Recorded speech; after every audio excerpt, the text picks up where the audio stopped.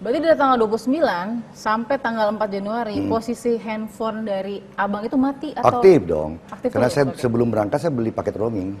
Oke. Yang khusus untuk dipakai selama di Australia gitu. Oh, jadi terjadinya pada saat abang pas sekali sedang beristirahat. Betul, Di malam betul. hari di waktu masih di Sydney berarti Di Sydney ya? masih. Masih di Sydney. Kita juga cukup kaget karena otak pelaku hanya lulusan sekolah dasar. Oke. Itu lebih menunjukkan bahwa sistem pengamanan bank maupun provider itu tidak ajak gitu, lemah. Bank dan provider. Provider. Oke. Anak lulusan SD bisa bobol dia. Dan itu memang kalau kita lihat Mbak, itu kan hanya memerlukan waktu 7 menit tuh. Betul. Itu kan tidak ada SOP yang dipenuhi. Oke. Misalnya tidak ada verifikasi dan validasi yang menjadi ketentuan itu. KTP Anda mana, nama Anda siapa. Lalu kemudian setelah itu verifikasi administrasinya gitu. Oke. Kalau Anda lihat, nanti saya kasih lihat. Saya dapat itu, dia nggak isi apa-apa. Padahal di situ wajib mengisi 3 nomor telepon terakhir di telepon dia. Yang diisi hanya NIK saja? NIK. Nomor induk kependudukan saja? Itu sama, persis. Ya. Jadi misalnya kalau di 1 menit aja dia punya waktu, dia cari di database-nya itu kan, itu beda banget itu, mukanya dan tantangannya. Nggak ada SOP itu ya? Dan Indosat itu waktu saya tanya, tanggal 9 baru saya telepon, tanggal 7 itu pun setengah mati saya disiksa itu. Saya suruh anak-anak saya di kantor, itu dipimpong kiri kanan. Iya. Lalu kemudian saya telepon seorang komisaris teman saya, dan ada teman, Oke. dia bantulah dia.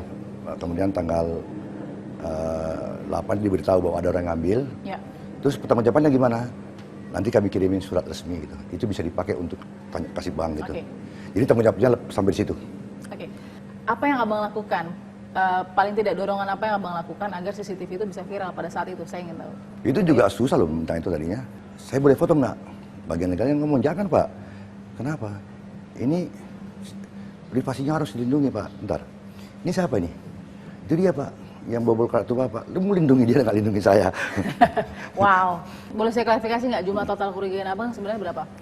Jadi kalau totally itu kira-kira 400 something, 420-an. 420 juta rupiah. Kalau dirupiahkan semua dirupiahkan termasuk dolar, rupiah di tabungan, plus plus kartu kredit BNI dan lain sebagainya. Itu 420 juta. Hampir setengah miliar ya. Yang mencengangkan itu ketika saya mengetahui bahwa itu data diperoleh dari OJK.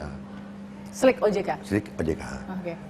Dan saya diperlihatkan itu, terkonfirmasi itu rekening saya di beberapa bank loh. Nah, kalau kemudian OJK mengatakan tidak mungkin seperti itu, artinya kan data itu kan sangat rahasia itu. Hanya nasabah dan bank yang berhak memiliki itu, dan di luar itu kan mesti proses kepolisian, pengadilan. Nah, kalau katakanlah hanya oknum OJK atau bukan oknum OJK, bagaimanakah OJK memberi pengawasan atau peringatan kepada bank-bank yang dengan mudah menyebar itu data rekeningnya gitu. Tapi abang mengerti kan bahwa penjualan data nasabah ini keluarnya di media sosial, salah satunya media sosial Facebook, milik si pelaku atau tersangka H yang oknum perbankan. Saya baca itu skemanya itu ya, saya baca ya bahwa si H itu, H itu yang mengkoordinir pengecekan di OJK. Nah, jadi kan ada institusi resmi bahwa kemudian itu hanya oknum, ya bisa saja gitu. Tapi yang menaungi harusnya tahu pergerakan itu. Nah, kalau abang gitu? Ya. Oke. Harus semua bertanggung jawab dong kan, nggak bisa katakanlah Indosat kemudian memberitahu bahwa itu adalah vendor, dia sudah mitra kerjanya, tapi kan orang nggak tahu itu. Betul. Ya kan? Indosat lah yang bertanggung jawab, begitu juga Komben dan sebagainya, dan OJK juga. Abang terima kasih, kita masih tunggu ya, mudah-mudahan apa yang menjadi hak abang juga bisa dikembalikan. Ya, amin. Setelah proses hukum nanti selesai prosedur hukum, sudah ada yang hukum tetap dan haknya kembali sesuai dengan yang dimiliki. Kita temukan fakta berikutnya.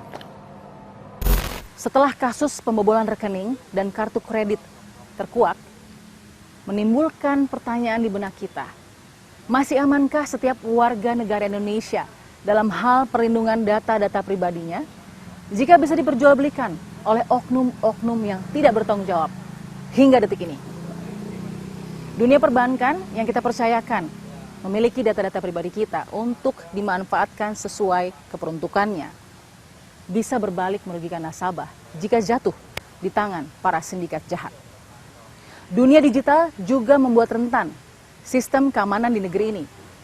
Prosedur penggantian chip yang dilakukan oleh perusahaan telekomunikasi sepertinya harus dikaji ulang sistem keamanannya. Terbukti, para sindikat hanya membutuhkan beberapa menit saja untuk mendapatkan SIM card baru dan menembus keamanan salah satu perusahaan telekomunikasi yang dimiliki dalam negeri ini. Kita berharap agar pemerintah dan seluruh pemangku kebijakan bisa membuat sistem yang menjamin perlindungan data-data rahasia pribadi kita, agar menimbulkan rasa aman, membawa rasa aman, dan melindungi kita dari tindakan-tindakan oknum yang tidak bertanggung jawab yang tentunya merugikan. Dalam kesempatan kali ini, TV One juga berulang tahun yang ke-12. Dan kami mengucapkan terima kasih kepada seluruh pemirsa yang sudah bersama kami selama 12 tahun mengudara. Semoga kami selalu bisa menjadi yang terbaik dan nomor 1 untuk Anda. Saksikan terus Fakta setiap hari Senin pukul 21 waktu Indonesia Barat. Bersama saya, Balkis Manisang.